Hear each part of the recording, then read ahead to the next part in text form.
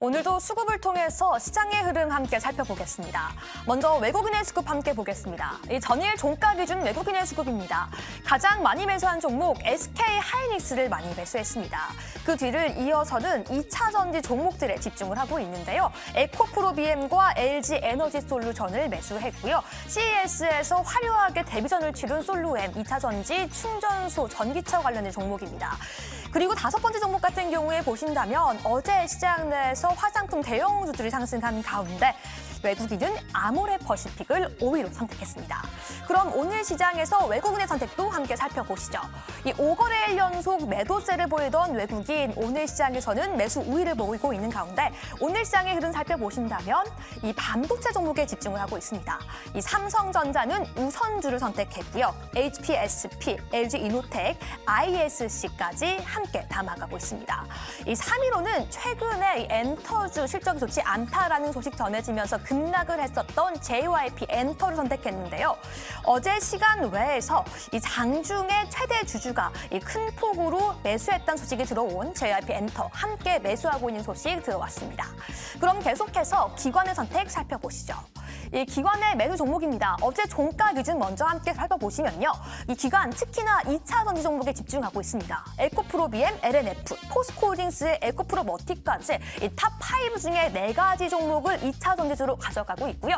3위 종목에만 최근에 M&A로 인해서 큰 폭으로 하락했던 오리온을 다시금 매수하는 모습입니다. 오늘 오전 중에 기관의 선택 다시 한번 보시면요. 오늘 같은 경우에는 외국인도 기관도 어제는 2차 전지 종목들을 대부분 담았던 모습의 반면 오늘 시장에서는 반도체 종목에 집중하고 있습니다.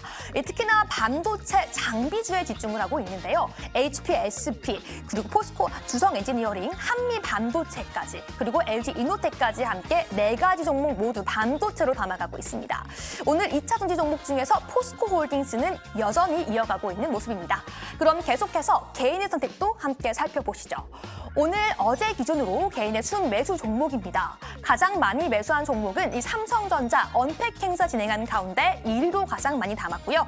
이 급락했던 JYP 엔터를 비롯해서 개인 같은 경우에는 어제 하루 이 저평가되고 급락했던 대형주에 집중했습니다.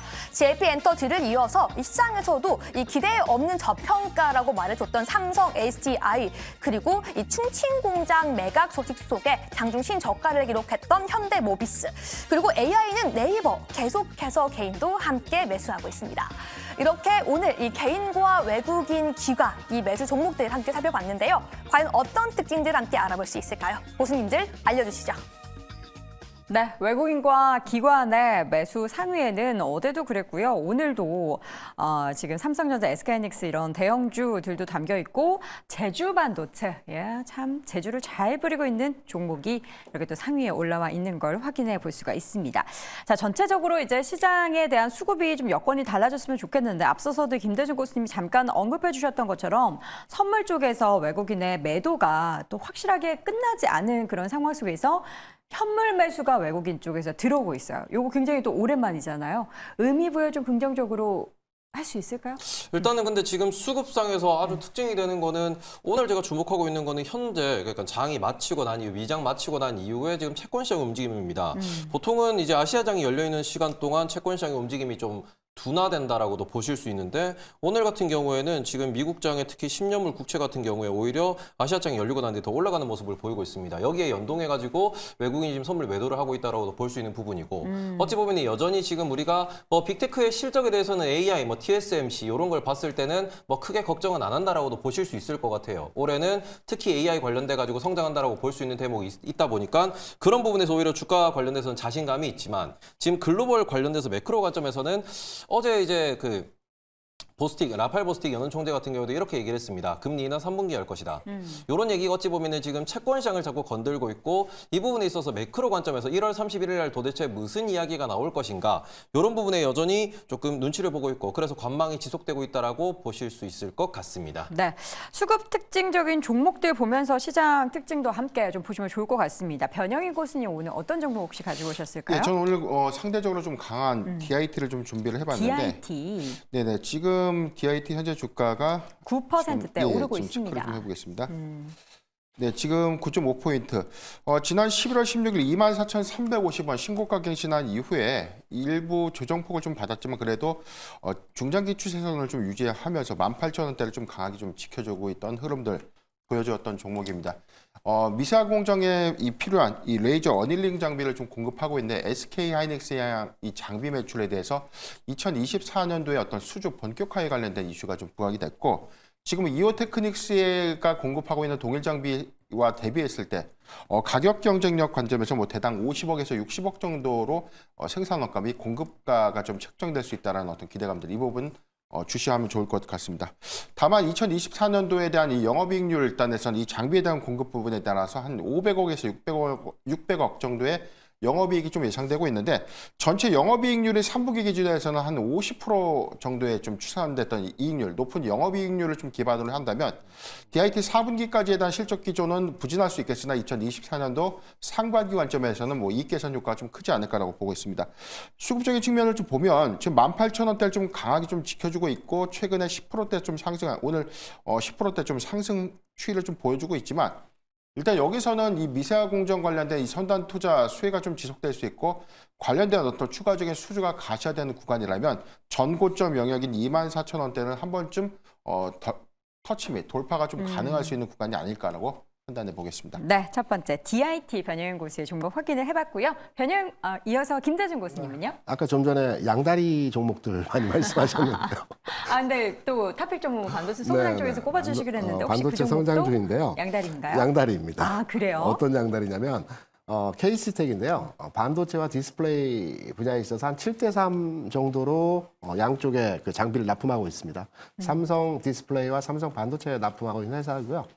제가 어제 이제 장이 끝나고 나서 전체 시장에 대한 종목들에 대한 흐름들 한번 살펴봤는데 이제 추세가 살아있는 종목과 아마 대부분의 종목들은 추세가 일시적인 이탈을 한 종목들이 대부분일 겁니다. 근데 네. K스틱 같은 경우는 여전히 추세가 살아있는 과정에서 흐름이 양호한 상태에서의 모습들을 보여주고 있거든요. 아직 수급적인 측면에서는 뭐 기관이나 외국인이 꾸준하게 매수를 들어오는 상황에서의 흐름들은 아닙니다. 그렇기 때문에 아직 그 전반의 흐름이 본격적인 시세 현상에서의 모습이 나타나고 있지는 않다라고 판단되지만 고점을 돌파하는 순간에서 기관의 전형적인 고점 매수의 전략에 진입이 될 것으로 판단되고 있으면서 현재의 가격 수준에서 관심을 가져볼 만한 진행이 되고 있다. 양다리 종목이다. 이렇게 네. 말씀을 드립니다. 알겠습니다. 또 다른 양다리 종목. 자, 케이스텍. 그러니까 좀 양쪽에서 수혜를 받을 수 있는 종목이라고 여러분 이해해 보시면 좋을 것 같고요. 자, 이어서 우리 김종효 고수는 어떤 종목 가지고 오셨을까요? 네, 최근에 그 강세를 보이는 종목 중에 가장 눈에 띄는 종목 중에 하나는 뭐 반도체, AI 이런 쪽 빼고 HD현대 일렉트릭이 계속적인 신고가를 보이는 게 굉장히 눈에 띄는 모습인데요. 그러니까 수주 기반 종목이라는 거죠. 그러면 수주 기반 종목 중에서 지금 조정을 비교적 크게 받은 종목군들이 조선주인데 삼성중공업 같은 경우에는 뭐 수급에 좀 꼬여 있긴 합니다. 뭐 기관 쪽은 사고 있지만 외국인은 파는 좀 수급이 꼬여 있는 종목이기는 한데 뭐 최근 박스의 하단 부분까지 떨어져 있는 상태에서 뭐 수주가 바뀌거나 아니면 갑자기 뭐 이익이 줄어들 만한 그런 요인들이 크지 않기 때문에 네. 저는 뭐 이 정도의 가격에서는 충분히 매력이 부각될 수 있지 않느냐라고 판단하고 있고 결국 뭐 4분기 실적보다는 올해 1분기 실적이 어느 정도의 마진율을 찍어주느냐에 따라서 전고점 돌파도 가능하다라고 판단하고 있기 때문에 삼성중공업을 오늘의 수급 특징주로 살펴봤습니다. 이전에 조선주 우리 테이버 고수도 한번 언급을 했었던 적이 있죠, 제가 최근에. 수요일 날 삼성중공업 말씀드리고 그러니까요. 삼성중공업이 벌써 2번의 타픽 종목으로 제시가 됐다라는 거. 그동안 이제 조정을 많이 받았다라는 점도 확인이 될 수 있기 때문에 또 함께 확인해 보시면 좋을 것 같고요. 마지막으로 테이버 고수는 어떤 종목이죠? 저는 아까 뭐 저기 아나운서님께서도 말씀을 해주셨는데 LG노텍 관련돼서 오늘 좀 말씀을 드리고 싶어서 가져왔습니다. 뭐냐 그러면은 평택 공장에 대해서 지금 올해 연말까지만 가동을 하고 가동을 중단하겠다라는 이야기가 나왔습니다. 그런데 이 부분 보시면은 지금 우리나라에서 이런 뉴스가 나오고 난 뒤에 기관 외국인이 동시에 쌍끌이 매수를 하는 경우는 잘 없긴 하지만 네. 지금 LG노트는 특별히 이제 기관 외국인이 쌍끌이 매수를 하고 있고 이걸 호재로 인식하고 있다라고도 보셔야 될 것 같은데 이게 왜냐 그러면 특히 미국에서 최근에 구글이나 아마존 그리고는 CT은행 같은 경우에도 실적을 발표하면서 동시에 구조조정을 발표했습니다. 작년 같은 경우에도 많은 기업들이 구조조정을 발표함과 동시에 주가가 상승하는 모습을 보였는데 이건 뭐냐 그러면은 어찌 보면은 이제 비용을 효율적으로 운영하겠다라는 그런 선언에 있어가지고 기관 외국인이 저평가된 기업 혹은 애매했던 기업을 오히려 매수세로 돌리는 하나의 이벤트가 되고 있다라는 점으로 보실 수 있다. 라고 생각을 하기 때문에 LG노텍 같은 경우는 그동안 어찌 보면은 쭉쭉 흘러내리면서 애매하다라는 표현이 좀 어울리는 그런 종목이었는데 이런 부분이 하나의 뭐 턴어라운드 혹은 약간의 심리가 자극되는 그런 모멘텀이 될 수 있지 않을까라고 생각을 해서 올해 같은 경우에는 이런 구조조정 소식이 많이 나올 겁니다. 그러다 보니까 구조조정과 함께 기관과 외국인의 이제 스탠스가 어떻게 바뀌느냐에 대해서 좀 주목을 하셨으면 좋겠다라고 생각을 해서 오늘은 LG노텍 가져왔습니다. 네. LG노텍과 관련돼서 그 알파경제에서 통화한 게 있어서 통화 내용을 뭐라고 말씀드리면 통하셨죠? 네, 방금 그 사업부 말씀해 주셨잖아요. 줄이는 거 절대 아니다. 줄이는 그리고 거 아니다. 그 지금 사업부를 이전을 할 건데 거의 그대로 사람까지 다 이전할 거다. 어디로 근데 이전한다는 거예요? 그 지역이 아마 뭐 체코가 될 수도 있고 해외로? 그런 해외 쪽으로 좀 더 비용을 낮출 수 있는 쪽으로 이전한다라고 그 담당자는 얘기하고 있어서 아마 그런 부분들이 뭐 말씀해 주셨던 구조조정을 통한 뭐 비용 효율화 네. 이런 부분들에 조금 역할을 하고 있는 게 아닌가 보여집니다. 그래서 해당 이슈는 좀 더 뭐 취재가 되면 네. 다시 한번 언급드리도록 하겠습니다. 알겠습니다. 추가적인 설명 감사드리고요. 다시 한번 네 분의 종목 정리해 드리겠습니다. 김대중 고수의 종목은 KC텍 오늘 확인을 해봤고요. 이어서 김종효 고수 삼성중공업, 변영인 고수의 DIT, 마지막으로 테이버 고수 LG노텍 살펴봤습니다. 오늘 장 탑5 함께하고 있고요. 이어서 2위 주제 확인해 보시죠.